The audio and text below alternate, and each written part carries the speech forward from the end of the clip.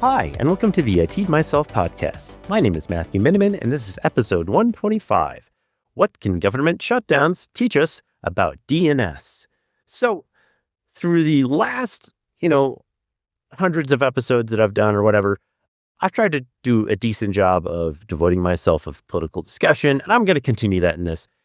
I'm not necessarily, I haven't necessarily kept my political feelings secret, but I don't make a big deal about them. So I'm hopefully going to continue that theme throughout this. However, I think one thing that everyone can agree on for the most part is that government shutdowns across the board are just a bad thing. Some people can't put their finger on exactly why it's a bad thing, because maybe they aren't impacted by it, at least that they know of totally. And others are like, hey, it's bad all the time. I don't care. The government needs to be in service. Things need to get done. Doesn't impact me or whatever, but it affects everybody. And so I think we can all agree on that it's generally a bad thing that the government gets shut down. In fact, a lot of countries believe it is such a bad thing that the government gets shut down, that when the government shuts down for funding reasons or any reason not due to an emergency, they dissolve the government, which is an interesting idea. One way or the other. It sounds cool, sounds neat.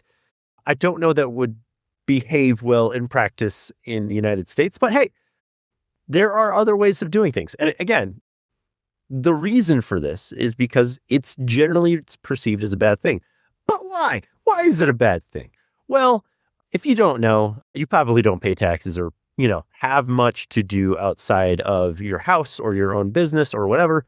You don't deal with government entities at all, and you're really just shut in, or maybe, you're just happy. You're just a happy person. You just don't care. And cool. Everybody's jealous of you. Anyway, the whole point is that government shutdowns are fucking bad. And the reason why they're bad is because there's a lot of shit that depends on the government. There's a lot of shit. I mean, so fucking much, from weather stations to traffic to transportation to customs, getting goods in and out of the United States, including food, transporting food, the FDA, making sure our food is safe, making sure our medication is safe, making sure people get paid for their medication, or hospitals get paid for the patients that they see, making sure that people get paid for the work that they've done, making sure that people get paid when they can't work or when they can't find a job, making sure that old people get paid and that all of their bills are being taken care of. I mean, the list can go on and on and on. And whether or not you think that's a good thing or bad thing based on social services or whatever, it doesn't fucking matter. Because the government is shut down, a lot of these things stop working. And it's a really big problem. I mean, we're talking so far as like the military stops getting paid. That's a big fucking deal. If the military stops getting paid, then you can't do a whole lot. Like, you can't fight a war. You can't defend yourself properly, so on and so forth. Maintenance doesn't get done. Fuck. I mean, the only reason things probably happen at that point is just through the force of habit of the military. Anyway, United States government shutdowns are a bad thing in general because there's so many things that rely on them.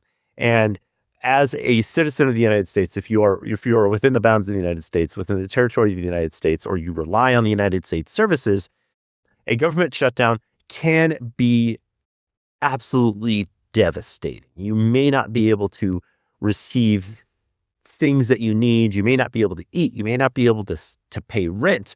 You might fall behind on filling your car, or getting services done, or you might have a dependent or a child or a family member who is struggling, and when the government shuts down, it stops them from being able to get the help that they need. You might have somebody who you care about who is receiving money from the government, either as a job or from one of those public services. And so it affects everybody when the government shuts down. Really, it affects everybody. Whether or not you know that, it does affect everybody. Schools also have issues getting paid. Like they have issues getting the funding that they need. Some colleges become insolvent after a period of time if the government shuts down for long enough. And so it is really incumbent upon everybody to make sure that the government doesn't shut down. That's why it's such a big deal when it does. I mean, growing up as a kid, I was like, yeah, government shut down, whatever. Woo.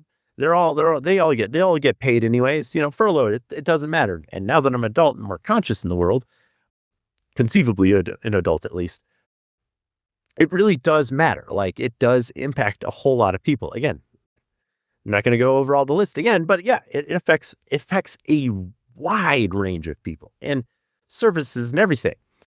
And that is a lot how DNS is in computing or networking, and it really does serve a lot. So, well, if you aren't familiar with DNS, let's cover that. What is DNS? And I think I've covered it a couple of times in the past, but it does bear repeating. So DNS is basically the phone book of the internet. DNS stands for Domain Name System. And what that means is your computer on the internet does not have an IP address or does not have a identifier that anybody knows, right? So how does somebody know that your computer is where it is? And that is that there is a DNS whole resolution system in place that identifies your computer or your server or your service or whatever by a name that humans can type into a browser to then reference. And this is vitally important because without that domain name resolution that we have for all systems on the internet, people can't access things. So when you type in google.com, your computer gets the address of Google, gets the phone number of Google, and then goes and reaches out to it and pulls the information that's necessary. And there's a whole string of stuff that happens in the process of pulling that name on top of things like DNS records, A records, CNAME records, text records, MX records. These are all different types of records that tell computers how to talk and what type of information they're looking for when they look a name up. And there's more to it than that. I'm really overly simplifying this. Just know that when we're talking about DNS, we're talking about the translation of a phone number essentially to a name. The IP address is the phone number, and the name is whatever service you're attempting to go to. So, google.com, as I mentioned, that has a specific IP address. If you ping google.com in a command line or terminal line, you're going to get a result that tells you what the IP address is. If you do that for, I don't know, Microsoft or Amazon or, any other website, Reddit, you're going to get a specific IP address. And like I said, there's a lot of things in the background that make those IP addresses mean something. But in the end, it really is just assigning a name to an address that you can reach. So that way you don't have to memorize all of these special numbers to get to the location that you want. You don't have to memorize the phone number of the place you want to go. All you have to know is its name. Currently, like how you probably store contacts on your phone. And so DNS is vital for that reason. It simplifies the ability to talk to different things in areas and regions and makes services accessible in a much more dynamic way. And that is the other purpose of DNS, is that the internet as a whole is not as homogeneous as the world would like you to believe. I'm going to shatter some of your realities here, but the internet is not one homogeneous computer or group of computers.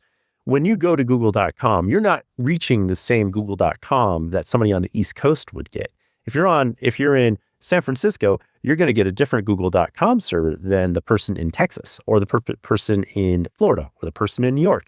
You're all probably getting a different Google server. You're probably hitting a different Google address. And this is because of the way that distribution, timing, and latency and things like that control how we access the internet. And so DNS makes all of that dynamic because when I go to google.com, I will receive the same experience as you on the East Coast, but it's going to hit a different server. And that's through things like content delivery networks. And again, this can get really fucking complicated. So I'm really trying to keep it simple, but it does bear the mention of how difficult things could be if you didn't know, if you didn't have DNS. If you didn't have DNS, you'd have to know what what the closest Google server to you is, because the Google server that's on the East Coast might take 5 seconds for it to respond to somebody on the West Coast. And situations like that. You will also miss things like all of your YouTube videos, because those aren't necessarily all stored within the same servers. One Google video might be stored over in Europe. Another one might be stored down in South America somewhere. Another one might be stored in Zimbabwe. You never know. It really just depends on where it's hosted from. But because we have DNS and we have this dynamic system in the background, all of these things can be served up evenly and cohesively without you doing anything but going to the single website that you want to go to. So why does this all fucking matter? Well, one of the things that is very difficult to understand as a surface level user is that DNS, because it is so vital, can really fuck a bunch of shit up. And it is easy for that to happen. So when you are working on a system and all of a sudden your internet stops working, it might actually be DNS. And as IT people, we actually do have a pithy little saying. It's actually a haiku. It can't be DNS. There's no way it's DNS. It was DNS. Because the source of 90% of the problems when it comes to networking is probably DNS. It probably has something to do with DNS and not being able to resolve names properly across the internet or across the network. And that is a huge problem. So why bring this up? Why is this a huge deal? Why do we even care about DNS? Well, of course, like I said, if you stop using DNS, a lot of things can stop working. You lose the ability to do things. But the reason why I'm bringing it up now is that we have seen over the last, 6 months, probably, a huge, giant fucking uptick in outages for major cloud providers. We're talking Amazon, Cloudflare, Azure, Google. They all have had significant issues, and multiple issues at that. And the vast majority of them have been sourced because of DNS. So why is this such a problem? Why is it so hard to get right? Well, in the structure of DNS, in the domain name system, you have to have two things. Well, technically three. You have to have three things. One, you have to have a server, a domain name server. That domain name server is basically the phone company. They are who is deciding who gets what IP address and what name. What name is associated with the IP address. This is oftentimes registrars who you have a website with. So somebody like GoDaddy or Cloudflare, Akamon, I don't know. There's thousands of them out there. HostGator. There's a ton of hosting providers, registrars who also are likely DNS providers as well. But then now you have to have a DNS server. You have to have a client, somebody who's going to request a name. And then you have to have a service, which the server is going to reference to the client, or the client is going to ask the server for the information for. So that is the basic structure of a DNS environment, is that you have the server who has all the information about where things are. Then you have a client and a service that the client is attempting to connect to the service. But before they do, they have to ask the DNS server, hey, where is this service? And that's where all that information comes into contact. And there's a lot of things that can get in the way of that whole process. As I mentioned before, there are a lot of DNS providers, a lot of DNS servers out there. There's Google, there's Quad9, there's Cloudflare, there's, Microsoft, there's Azure. There's a ton out there. You can find domain servers for really any service running out there. And you can create your own domain name server, DNS server. If you want, you can absolutely create your own DNS server. It's really easy. You can mock one up and have all the domains listed in there and services like that. So this is a distributed system. So that's one of the reasons why it's complicated. There are just so fucking many of these domain servers out there, and they all kind of reference each other as authoritative sources. So that's another problem, is that you never have just one authoritative source. You have multiple authoritative sources depending on the region that it's in, depending on which one is faster, depending on who's more trusted. There are different levels of authoritative responses to DNS, and those can change really moment to moment. Now, there are timers in existence that basically when you resolve a host name, there's a TTL that anyway, whole point being is that it doesn't always change constantly to you. You resolve at a schedule, but it can change moment to moment based on the structure of the internet and how things are currently flowing, because the internet is all about moving things through faster and faster and faster. So again, one of the reasons why it's complicated, there are so many fucking DNS servers out there. Second reason why it's complicated is things are always changing. The third reason why it's so fucking complicated is that sometimes, because it's changing and because it is there are so many providers and it's so complicated, the third reason is because it is not consistent. There can be inconsistencies in how things respond moment to moment because of DNS. Because one moment, something might look like it's responding appropriately, and the next moment, it might not. And a lot of this may depend on the configuration of what you're attempting to use. So for instance, Spotify, we'll use them, we'll pick on them. I'm hosted on Spotify, so I feel like I have a right to pick on them for just a little bit. Spotify's client, their client that's on cell phones and on your computer, that Spotify client is configured with Spotify domain names that I can reach out to. And basically it tries a list of domain names and looks at the quickest and most latency-free host that it can grab. And there's a few calculations that it puts in there, like, you know, there's a weight that it puts on for overutilization. There's a weight that it puts on there for latency variance. So if it's 1 second, 10 milliseconds, and then the next second, 100 milliseconds, it's like, that might not be the best server for you. Anyway, the host or the little client that's on your system is doing all these calculations in the background. And the vast majority of the systems that are configured in there are configured by DNS name. And so those servers are all referenced by DNS name in the client. However, you go far enough down that line, and then there are hard-coded IP addresses in the client list. And that's where things can get really fucking creepy. Because sometimes if you can't reach any of the host names, but all of a sudden you can resolve or you can get to the IP addresses, then your client will work for 5 seconds, stop working for 20, start working for 5, stop working for 20. That's an example of where this comes into play, because those hard-coded IP addresses always respond because your DNS is resolving for the other content providers.